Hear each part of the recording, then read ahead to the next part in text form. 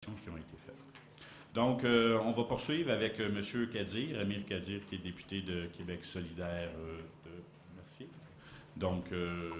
Kadir, je vous cède la parole. Alors, bonjour tout le monde. Bonsoir. Merci de nous accueillir.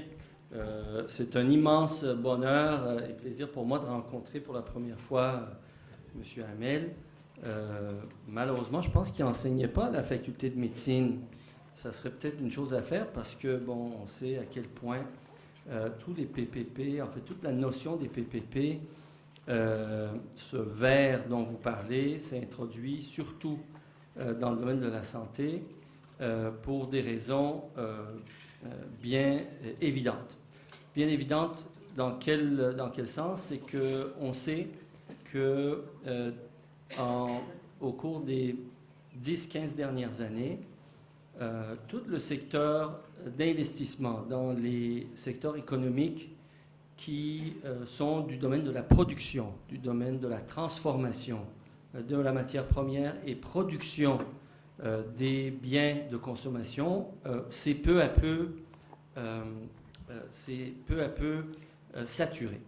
Depuis la fin des années 80, les sommes colossales que des entreprises financières, des banques, des corporations qui investissent l'argent qui se concentre au sommet sont de plus en plus à la recherche de secteurs d'activité dans nos sociétés où ils puissent investir. Or, l'évidence à la fin des années 80 était que l'essentiel de l'économie, depuis déjà une décennie, l'essentiel de l'activité économique dans les pays occidentaux où circulent ces capitaux-là n'est plus dans le domaine de ce qu'on appelle le deuxième secteur, là, ce que je viens de mentionner, la production de biens matériels de consommation, mais dans tout le secteur des services.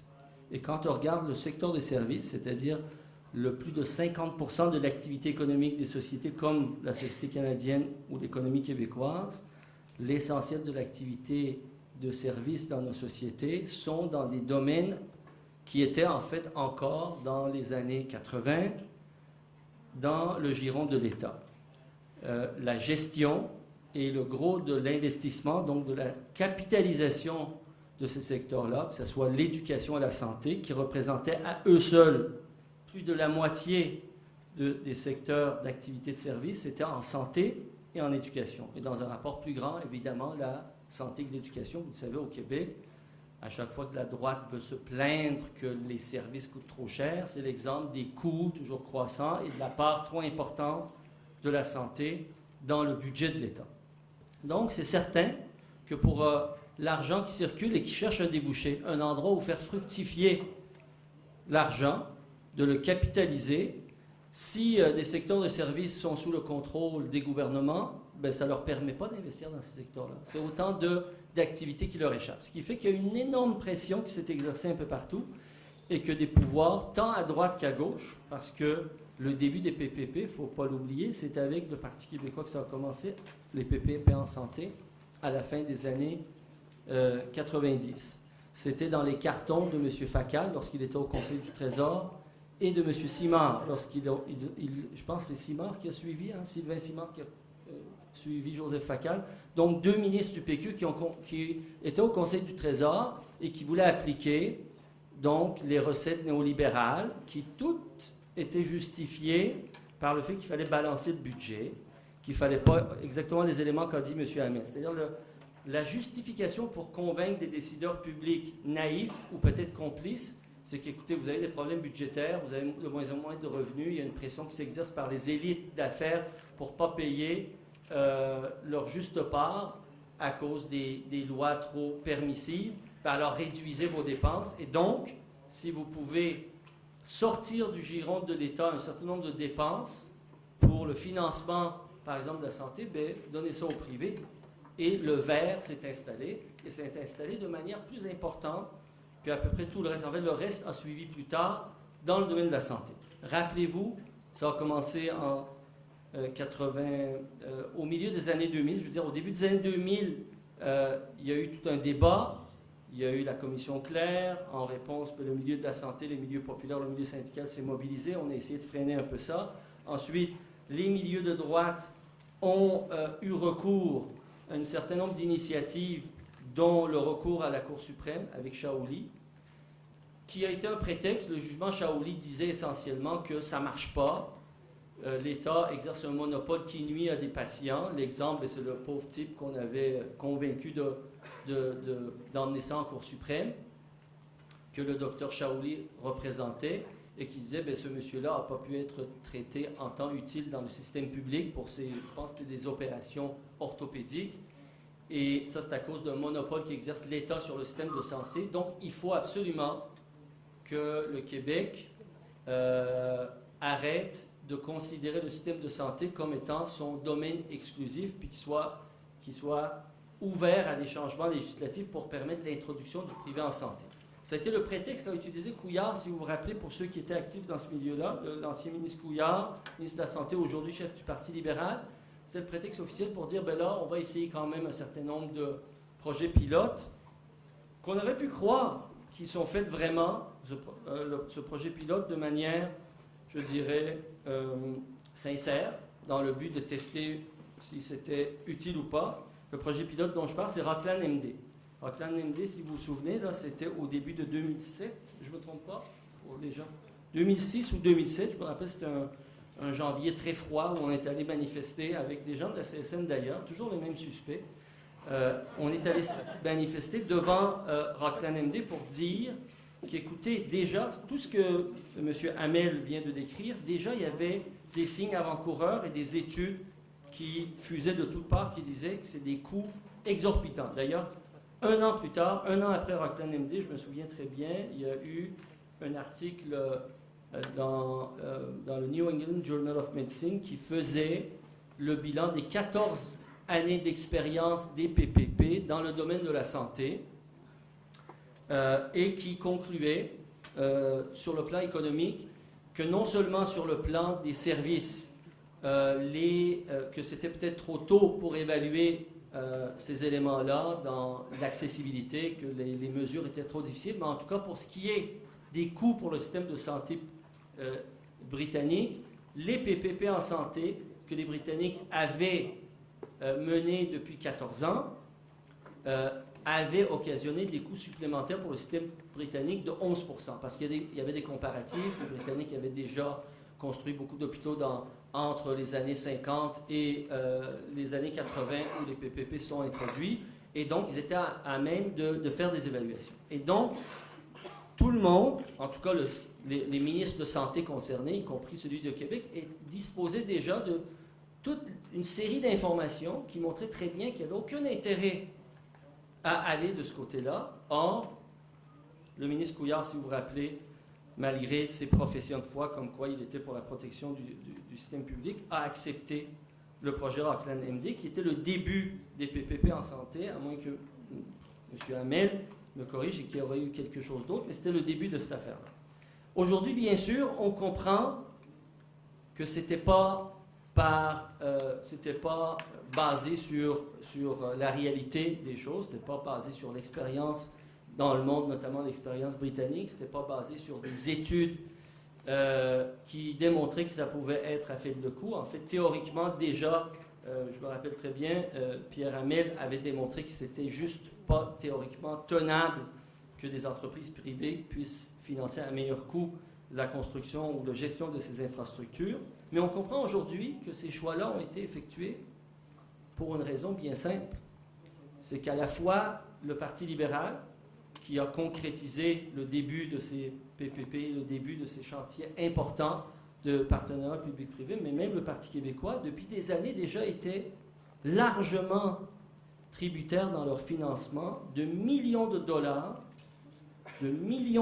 littéralement, d'argent en provenance des secteurs d'affaires et des lobbies d'affaires qui, oui, pour ce qui est de la construction, pour ce qui est des firmes de génie conseil, étaient destinés à toutes sortes de choses, notamment pour le contrôle, par exemple, des marchés, mais pas toujours. D'ailleurs, si vous vous rappelez, au cours des dernières semaines, lorsque certains de ces entrepreneurs sont venus nous raconter ce qui se passait, ils ont juré sous serment, ceux-là même qui se sont mis à table et ont parlé, que ce n'était pas nécessairement pour contrôler l'octroi des contrats. Ce n'était pas à ce niveau-là, ce n'était pas pour disons, se diviser, parce qu'à un moment donné, les contrats dans tous les domaines étaient si nombreuses et si volumineuses qu'il y avait suffisamment de tarte pour tout le monde, d'accord? Mais c'était surtout, on comprend aujourd'hui, pour dicter les orientations de ces partis. Et là où ces partis ont décidé d'investir et là où ils ont décidé de faire des choix en faveur du secteur privé. Parce que là, on constate aujourd'hui que, par exemple, regardez chacun des contrats, je ne vous parle même pas du secteur de la construction des infrastructures routières, d'accord? Mais juste pour le CUSUM et pour le CHUM, comme je vais le démontrer plus en détail, dans chacun, non seulement de ceux qui ont remporté les contrats de PPP, mais tous ceux qui ont soumissionné pour ces PPP-là, qui sont à eux deux réunis les plus grands partenariats publics-privés à l'échelle de l'Amérique du Nord. Si vous mettez ces deux contrats ensemble, là, il n'y a pas de partenariat public-privé plus grand à l'échelle de l'Amérique du Nord. Chacun des entreprises qui ont soumissionné trouvait en leur centre une ou deux entreprises, notamment des firmes de génie conseil ou des firmes de construction majeures au Québec, qui avaient un lien direct avec le financement occulte, non seulement du Parti libéral, mais du Parti québécois. Ce financement occulte est si enraciné que juste pour ce qui est des principales firmes de génie conseil, des principales firmes de construction, des principales firmes d'avocats et d'architectes qui sont impliqués dans dans la conclusion de ce genre de contrat depuis une quinzaine d'années, c'est plus de 12 millions de dollars qui sont allés dans les caisses du Parti libéral du Québec et du Parti québécois et dans une très moindre mesure de l'ADQ, le défunt ADQ. Évidemment, la démonstration aujourd'hui est très facile. Les journaux en ont énormément parlé pour le contrat du CUSUM, que le caractère, je dirais, illégitime, truffé de malversation et de trafic d'influence, en lien direct avec le financement occulte et illégal des partis au pouvoir, ont été au centre des décisions qui ont mené à la conclusion du contrat du CUSUM, couronné avec la crème sur le sundae d'un pot de vin. Aujourd'hui, il est allégué que le PDG du CUSUM a même reçu un pot de vin pour octroyer ce contrat-là au consortium dirigé par Simard Baudry et SNC-Lavalin. Donc ça, la démonstration, je pense, n'est plus à faire. Mais nombre d'entre vous seront peut-être pas trop étonnés d'apprendre aussi que le CHUM a en son sein des entreprises, d'abord de génie conseil, qui sont depuis de nombreuses années impliquées dans le financement du Parti libéral et du Parti québécois, mais également d'une entreprise particulière dont je vous ai entretenir pour donner un autre exemple, pour démontrer à quel point malheureusement ce processus est entaché et le ver de la corruption, le ver des pratiques de malversation et de corruption des pouvoirs politiques a pénétré profondément dans la gestion de ces contrats publics au Québec. Vous savez que le contrat du CHUM a été remporté par un consortium d'entreprises dont le principal gestionnaire, c'est-à-dire l'entreprise qui gère l'ensemble du projet à l'étape de sa construction, tout aussi bien qu'une fois réalisé, à l'étape de son maintien pendant, vous avez dit, M. Ahmed, 34 ans ou 39 ans dans le cas du CHUM? 38 ans. Donc, pour les 38 années, l'entreprise qui va gérer cette patente-là s'appelle Dalkia. C'est une entreprise financière, c'est une entreprise française qui se spécialise dans les PPP de tout ordre, souvent dans les PPP d'infrastructures d'équipements publics tels que les grandes centrales thermiques ou les centrales qui alimentent des hôpitaux, des infrastructures publiques, mais qui fait aussi dans la construction et la gestion des hôpitaux depuis quelques années à cause des nombreuses acquisitions que cette entreprise a faites. Dalkia est contrôlé par qui? Dactria, dans une part majoritaire de 56%. Je vais vous le trouver de manière plus précise, je m'excuse, parce que là, ça fait un bout de temps que j'ai préparé cette... Dalkia est contrôlé dans une proportion de 56% par une entreprise que vous connaissez sans doute aussi, Veolia. Est-ce qu'il y a des gens qui connaissent Veolia ici? Ah, si peu, d'accord. Veolia est une multinationale de l'eau. Une multinationale excessivement puissante qui est parmi les très grandes entreprises qui exercent énormément d'influence dans les décisions publiques qui sont prises en Europe. Or, Veolia, il y a à peine 2 ans, s'est reconnu coupable d'organiser la collusion, pas en Europe, pas aux États-Unis, où déjà, depuis 15 ans, Veolia a été à de maintes reprises poursuivi en justice par différents partenaires, dont des partenaires publics, pour contrôle de marché, pour surfacturation, pour toutes sortes de pratiques frauduleuses. Mais même au Québec, Veolia a été obligé de reconnaître, il y a 2 ans, qu'il était à la tête. En fait, ils ont été obligés de reconnaître parce qu'à cause de problèmes fiscaux d'un des partenaires qui s'est plaint au fisc, toute cette tentative de collusion a été éventée. Mais Veolia a reconnu qu'ici même au Québec, ils ont essayé d'organiser la collusion dans l'octroi des contrats d'eau, d'assainissement d'eau et d'aqueduc dans lesquels ils sont impliqués. D'ailleurs, si vous regardez un peu là, dans les rues alentour de vous, les petites fourgonnettes de Veolia sont en train de se multiplier à cause de tous les contrats qu'ils ont obtenus auprès des municipalités. Or, Veolia est une entreprise multinationale, multimilliardaire, dans laquelle il y a des investisseurs institutionnels, mettons des gros fonds de pension, mais le premier partenaire privé qui a investi dans le Veolia et donc qui a un voix au chapitre sur son CA et qui exerce une influence dans ses grandes orientations, qui décide ultimement pour Veolia, c'est qui? Avez-vous une idée? Un château pas très loin de en plein milieu de Charlevoix, pas très loin du bureau de comté de Mme Marot. Est-ce que ça vous dit quelque chose? Saga. Power Corporation. Power Corporation est le premier actionnaire privé de Veolia. Et quand on pense à Power Corporation, on pense à qui? À Desmarais. Et ceux qui connaissent la composition du conseil d'administration du CHUM depuis une dizaine d'années pensent à qui? À Hélène Desmarais. Mais vous soupçonnez sans doute pas que même Veolia, ça ne finit pas là.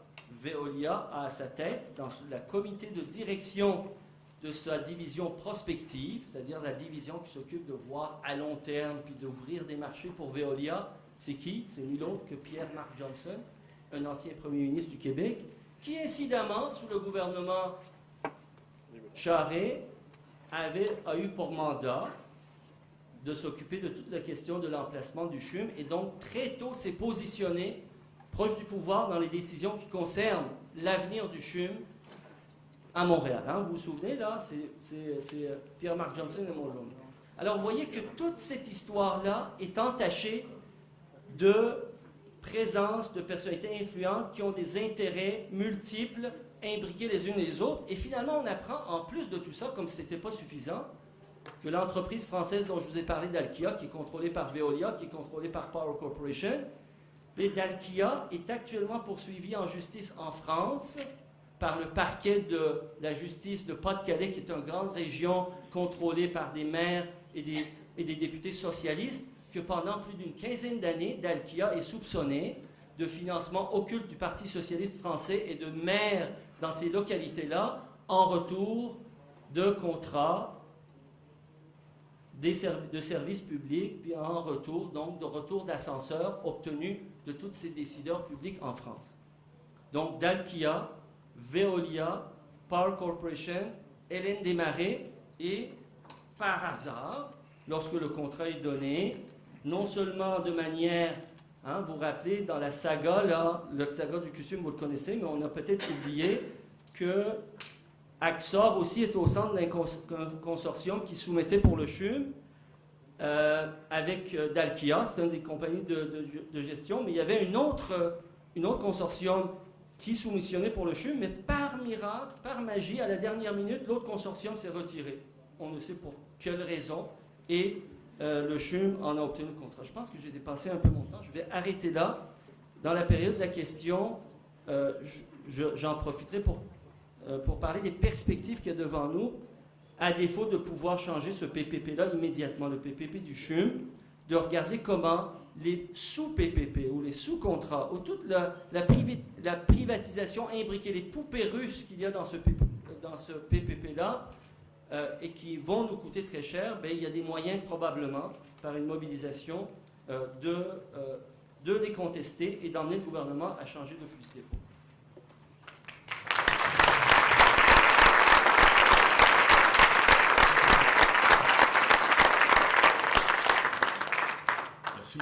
Merci, M. Kadir.